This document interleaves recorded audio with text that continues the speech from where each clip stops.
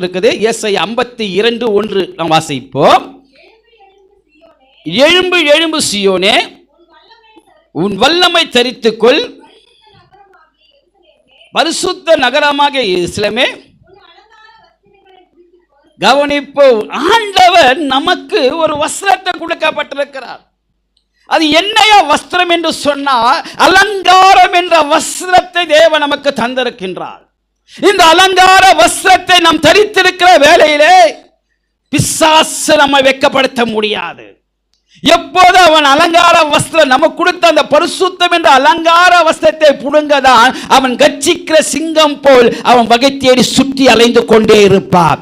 எப்போ நீ எரிகோக்கு வருவ, பரிசுத்தத்தை விட்டு எப்ப நீ கீழே இறங்குவ, எருசலேமை விட்டு எப்ப இறங்குவ என்று அவன் விழித்து கொண்டே இருப்பான். ஏன்னா ஆண்டவன் நமக்கு ஒரு வஸ்திரத்தை கொடுக்கப்பட்ட, அது